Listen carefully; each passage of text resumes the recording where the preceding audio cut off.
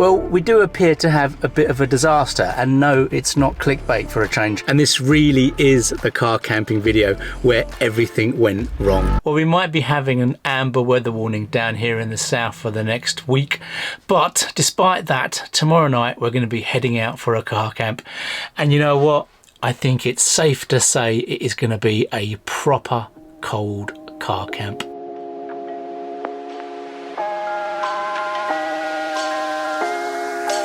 So clearly it is worth saying that when we did the super cold car camp last year, I had hat, gloves, scarf, Under Armour top, jumper, coat, 2 sleeping bags. I had the works. Tomorrow night it's just going to be blanket, sleeping bag, heated fleece.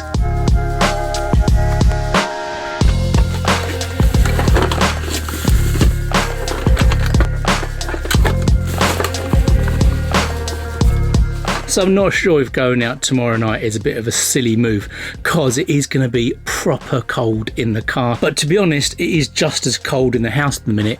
If you're anything like us, then we are having the heating on less and less. So I'm thinking, actually in the car, it may actually be warmer in some weird way. I mean, clearly I have all the heated gear. So I have the heated socks, I have this new heated fleece, and basically I'm hoping that will do a very good job of keeping me warm.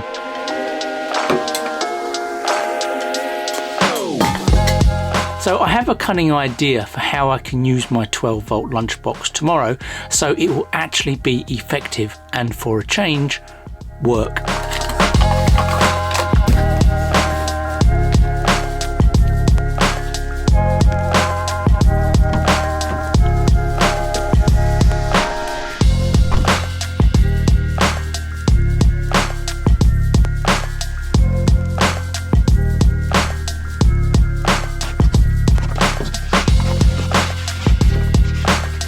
This is definitely the first time I've ever had to de-ice my car before I even leave home. Well, I've literally just turned out of my road and the traffic is as good as stationary already. So this isn't even the M25. This might impact on where I was planning on going tonight, dependent on what this is. I mean, I was only planning on going local. So we've been previously to Cliff, but today we was going to go to Cliff Woods, which is just down the road from Cliff, strangely. Well, a quick check on Google and I can see there's a smash up much further down the dual carriageway the way we are going. So I think we might be doing something spur of the moment.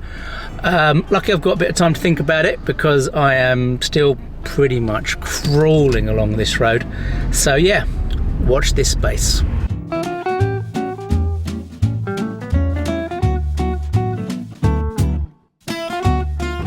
I've abandoned going to the first park up. Basically the traffic was just relentless and there was no way around it. Basically you can only go that way now because of the way the roads work around here. So I then thought of another park up we could go to. It's somewhere that I've thought about car camping before, but I've never done it. But as you can tell, there are red lights on my face. So that means I've hit another line of traffic, because unfortunately this route also indirectly goes the same way as where the traffic is. So we're going to have to about turn the bottom of this hill, and then I need to think again about somewhere else, but we're possibly going to end up heading towards what is called Southeast London. So we'll see how we go, but I don't know where we're going yet.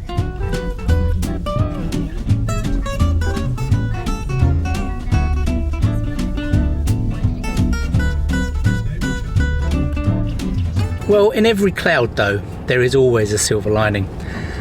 And the silver lining for right now is, with the heating on in this car, I am probably the warmest I've been all day. So, you know what, this isn't too much of a hardship driving around in traffic for a change.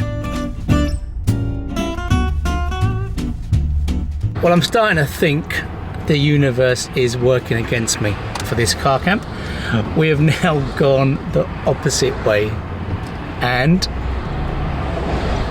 we're stop-start again, basically. So I'm not holding out a lot of hope at the minute, I'm afraid.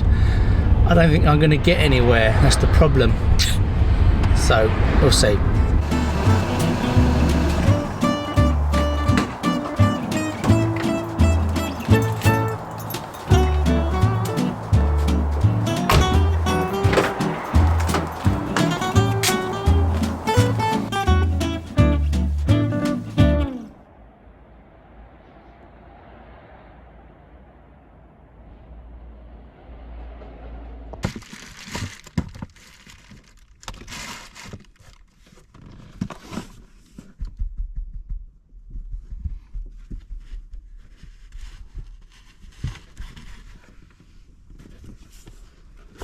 Well, what I didn't film was that I completely gave up on the traffic and came home in the end. There was just no point. The problem was I didn't know where to car camp. I didn't have any plans. And to be honest, I just kind of lost the mojo. Now, the reason why I've chosen to do another car camp on my driveway is actually the second time I've been here, is because I really wanted to test out this gear in this weather, because if ever there was a time to test it, it was today. Basically, this is a purely practical car camp, just to see how stuff works. And more importantly, Patches gets to come along. And as you can tell by the way he's whining, the fact it's been a long time since he came car camping with me, this probably isn't a bad thing. So my plan for the cooking part of this video was to do something a bit silly, and basically to do a Matt Cooks segment. And you know what? I think I can still kind of do that.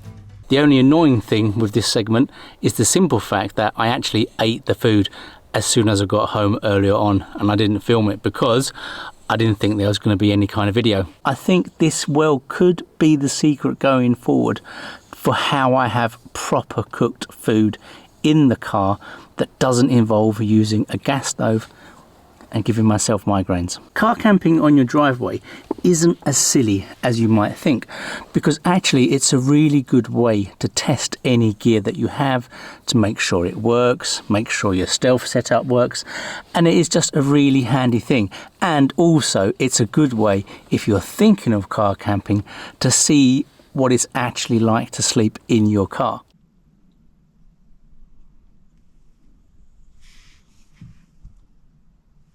So this is a quick, just a live on the drive, not a proper car camp, just on the drive with Patches. Come on.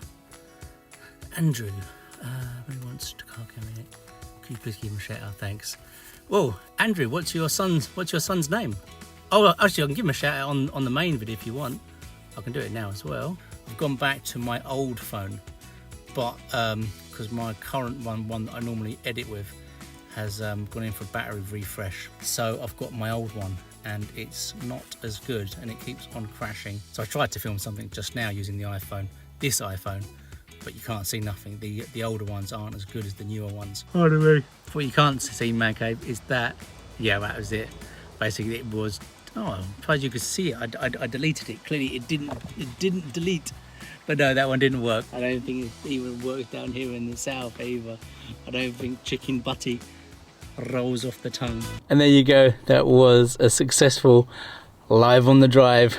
But I think I actually am going to have to go to bed. I know on the live I kept on saying it that I needed to go because I was tired. I generally am. My eyes are really proper starting to close. What I'm going to do first, I'm going to put my heated socks on, get the battery packs all ready, and then hop into bed.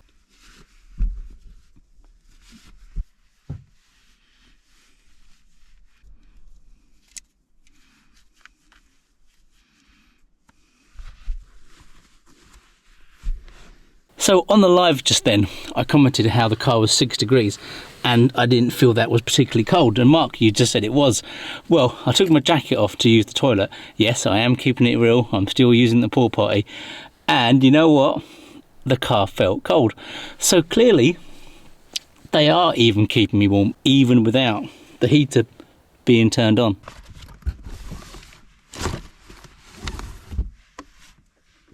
It's midnight and I think I might just get into bed now because I can start to feel a chill in the air. So I think the socks will go on their lowest setting.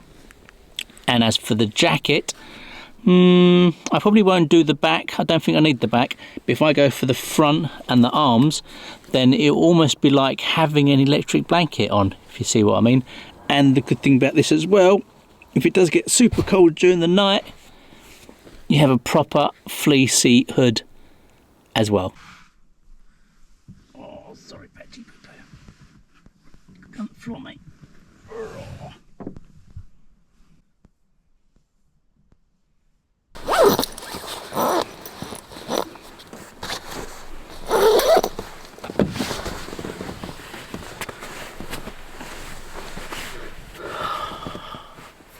Very nice. So what I actually forgot to say about my chicken stew was the fact that I was so disappointed with my dumplings. I absolutely love dumplings, but unfortunately I did something different and I put some herbs or dried herbs inside the dumpling mix.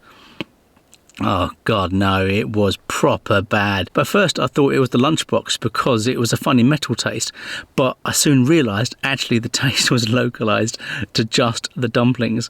So it purely was over-herbed. And the over-herbs completely ruined it.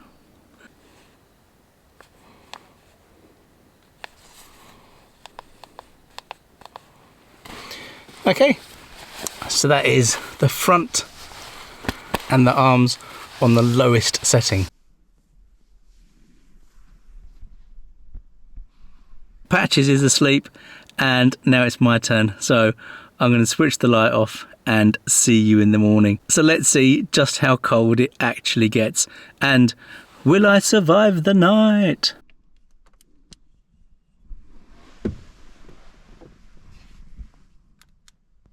Well, we made it to the morning and as you can see, Patches hopped up in the middle of the night. Good morning. And sneaked up. Oh, it's got dog breath. Ugh. As you can see, Patches snuck up during the night so he could keep warm with me, get under the sleeping bag and the blanket. But it must be said, the jacket is still on. I had it on front. Yeah, you smell. Get away. Ugh. You had it on. What?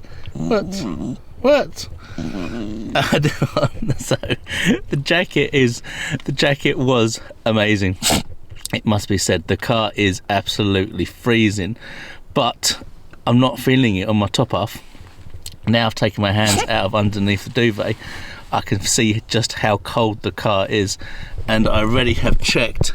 My blackouts are frozen to the windows. Well, the socks, the batteries lasted about 8.5 hours this time. But the fact that this is still going, so it's now, I say, it's about 10:15 actually, and I turned this on at 12, so that's 10 hours it's been going. But now, as you know, on Saturday mornings, I have to get the twins over to my mum's for a Chinese lesson. I'm not going to muck about doing coffees and breakfast this time, mainly because I am on my driveway. And the whole point was just to make a little video to see how the gear worked, rather than can the whole video after the joys of my local traffic. Right, so I suppose I better get in, get the kids sorted, and head off. So, until next time, take care. Say goodbye, Patches. Bye. I've just got up to try and film some little bits of B-roll, and you can tell how cold it is because my GoPro keeps turning off. GoPros don't like the cold, and I can't film nothing anyway, so that's how cold the car is. Well, we do appear to have a bit of a disaster, and no, it's not clickbait for a change. Basically, I've just finished unloading the stuff, putting it back in the house, I've got in the car, head over to my mum and dad's, and unfortunately I found this.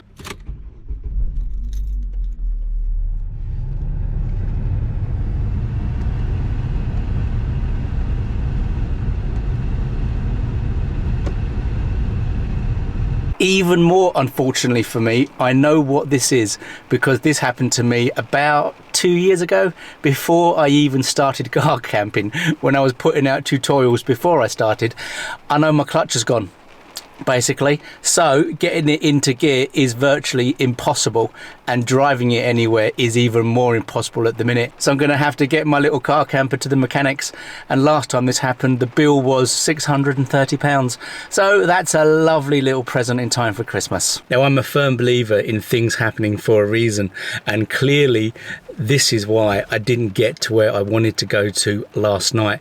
Basically, if I would have got there, I might well have been stuck there. So yeah, everything does happen for a reason. And this really is the car camp where everything went wrong. I couldn't get to my destination. My old iPhone doesn't do nighttime photography. I can't edit nothing because I haven't got my phone. And now my car's broken. And not forgetting, the most important thing that actually went wrong was the fact that my dumpling balls were far too herby and disgusting.